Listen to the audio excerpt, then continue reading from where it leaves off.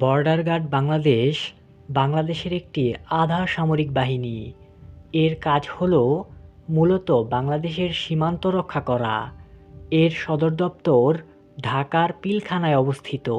বাংলাদেশের স্বাধীনতা অর্জনের পূর্বে এর নাম ছিল ইস্ট পাকিস্তান রাইফেলস বা সংক্ষেপে ইপিআর।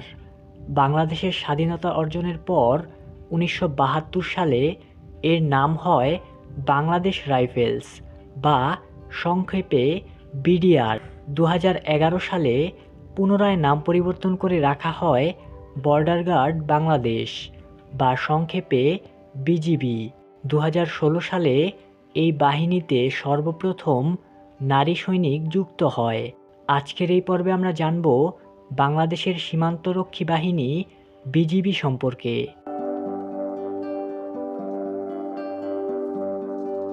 ১৭৯৫ সালের ২৯শে জুন বর্ডার গার্ড বাংলাদেশের গোড়াপত্তন হয়েছিল।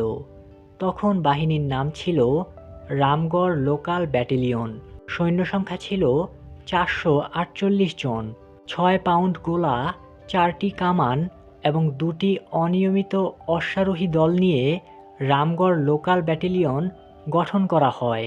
সীমান্ত এলাকায় সমস্যা বৃদ্ধির কারণে এ বাহিনী পার্বত্য অঞ্চলের অভিযানে অংশ নেয়। ১৮৬১ সালে পূর্বাঞ্চলের নিয়মিত অনিয়মিত পুলিশ বাহিনীর ১৪৫৪ জনের সমন্বয়ে রামগড় লোকাল ব্যাটালিয়নকে পুনর্গঠিত করে নাম রাখা হয় ফ্রন্টিয়ার গার্ডস। এর সদর দপ্তর ছিল চট্টগ্রাম, কামরূপ, গোয়ালপাড়া, লক্ষ্মীপুর, সিলেট ও ত্রিপুরা সীমান্ত ফাঁড়িগুলো এর অন্তর্ভুক্ত ছিল। ১৮৭৯ সালে স্পেশাল কোম্পানি নামে এই বাহিনীর তৎকালীন সদস্যরা পিলখানায় প্রথম ঘাঁটি স্থাপন করেন। ১৮৯১ সালে এ বাহিনীকে পুনর্গঠনের মাধ্যমে ফ্রন্টিয়ার গার্ডসের নাম পরিবর্তন করে রাখা হয় Bengal military police. Bengal military police বাহিনীকে ৪টি কোম্পানিতে ভাগ করা হয়। এর স্থায়িত্বকাল ছিল ১৯১৯ সাল পর্যন্ত। ১৯২০ সালে বেঙ্গল মিলিটারি পুলিশ বাহিনীকে পুনর্গঠন করে নাম রাখা হয় ইস্টার্ন ফ্রন্টিয়ার্স রাইফেলস।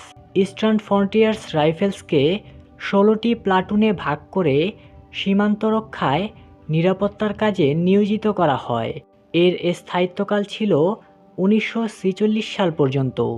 ১৯৪৭ সালে ব্রিটিশ শাসন থেকে ভারত বিভাগের পর ইস্টার্ন ফ্রন্টিয়ার্স রাইফেলসের নাম পরিবর্তন করে রাখা হয় ইস্ট পাকিস্তান রাইফেলস। এর সংক্ষিপ্ত নামকরণ করা হয় ইপিআর। কলকাতা মেট্রোপলিটন আর্মড পুলিশের একটি দল এবং বাঙালি ও পশ্চিম পাকিস্তানের ১,০০০ সেনা এ বাহিনীতে যোগ দেয়। দক্ষ নেতৃত্ব ও দিক নির্দেশনার জন্য ইপিআরে সামরিক বাহিনী থেকে সেনা কর্মকর্তাদের নিয়োগ দেওয়া হয়।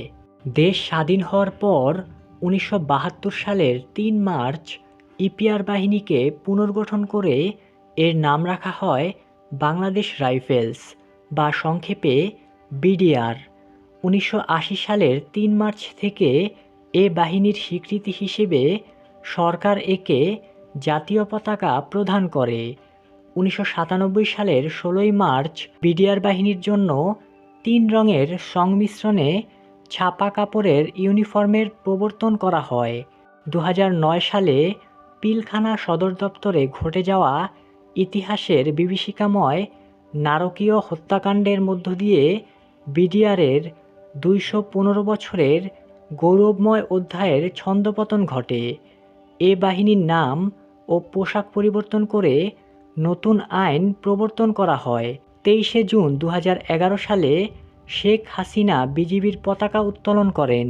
২০০৯ সালের ২৫ ও ২৬ ফেব্রুয়ারি ঢাকার পিলখানা সদর দপ্তরে বিডিআরের কতিপয় উচ্ছৃঙ্খল জওয়ান সংগঠিত করেন ইতিহাসের বিভীষিকাময় নারকীয় হত্যাকাণ্ড।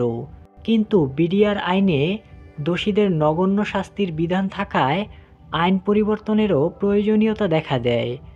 এই বাহিনীর নাম পরিবর্তন করে রাখা হয় তখন বর্ডার গার্ড বাংলাদেশ বা সংক্ষেপে বিজিবি। ১৯৭১ সালে মুক্তিযুদ্ধে অংশ নেন তৎকালীন ইস্ট পাকিস্তান রাইফেলসের সদস্যরা। মুক্তিযুদ্ধের ইতিহাসে এ বাহিনীর রয়েছে গৌরবময় অবদান। স্বাধীনতা যুদ্ধে ইপিআরের 817 সদস্য মৃত্যুবরণ করেন। এদের মধ্যে ছিলেন নূর মোহাম্মদ শেখ ও মুন্সি আব্দুর রউফ। এছাড়াও এই বাহিনী প্রথম বিশ্বযুদ্ধ, দ্বিতীয় বিশ্বযুদ্ধ, 1965 সালের ইন্দো পাকিস্তানের যুদ্ধ এবং 2001 সালের বাংলাদেশ ভারত সীমান্ত সংঘর্ষে অংশগ্রহণ করেন। আজকের এই ভিডিওটি এই পর্যন্তই। এমন আরও ভিডিও পেতে চ্যানেলটি ঘুরে দেখতে পারেন।